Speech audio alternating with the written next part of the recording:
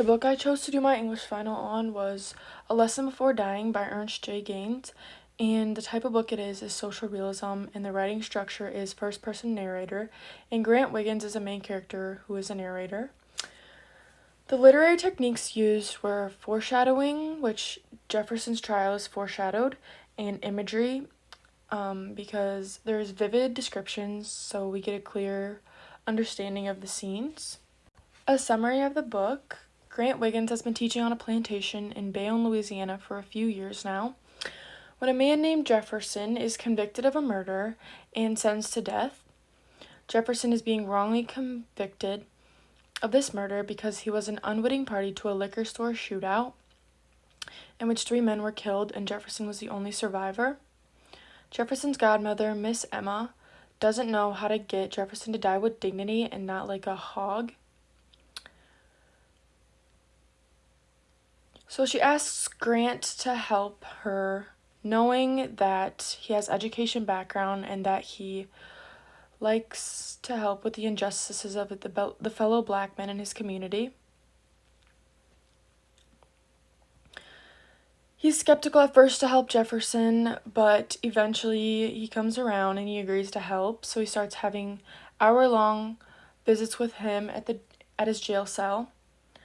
At first, Jefferson is stubborn and not very interactive with Grant during the first few sessions, and Jefferson doesn't care if he dies with dignity or not, and he thinks hogs like him don't deserve dignity and don't have dignity. Grant is able to spark a conversation with him, though, on the 4th visit about what he wants for his last meal, and this conversation begins to break down the barrier they have between them. Grant also buys Jefferson a radio and a notebook and pencil so that he can write down all of his feelings and thoughts. And Grant talks to Jefferson about the importance of him dying with dignity. The execution date was set for 2 weeks after Easter, and he wanted to attend it, but he couldn't get himself to attend it because they had become such close friends. I'll do my character analysis now. Grant Wiggins is the main protagonist in the story, and Grant's perspective and attitude on life change over the course of the novel as a result of his visits with Jefferson. Grant can be a selfish man at times, only caring about himself, and Grant is reluctant to help Jefferson at first because he doesn't understand why he should help someone who only has a few weeks left to live. After Grant starts to visit Jefferson, he begins to feel empathy for him. In the beginning, Grant is a very detached man who doesn't open up, but his visits with Jefferson help him start to open up emotionally and learn to connect with someone on a deeper level. Evidence of Grant opening up and starting to have empathy for Jefferson is shown on page 171 when he buys Jefferson a radio. I just thought of something, I told him. Let me bring you a little radio. You can have music all the time. You can listen to Randy's record shop late at night. Randy's still on? He asked, looking at the wall, not at me.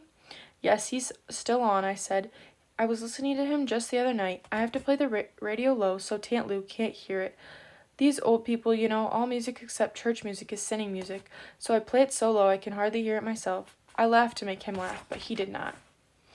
Do you want me to bring you a little radio next time I come? I asked him. He nodded. Yeah.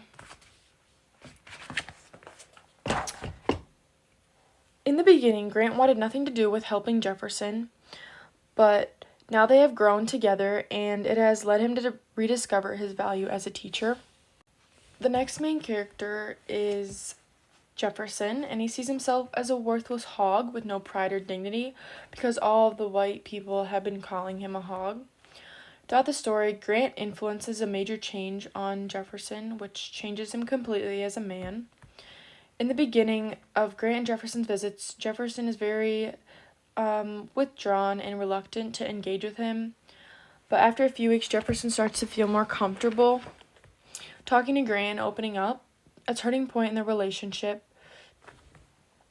and is seen in chapter 22 on page 185 when Grant brings Jefferson a notebook and pencil to express his feelings and inner thoughts, and he starts to see himself as more than a hog.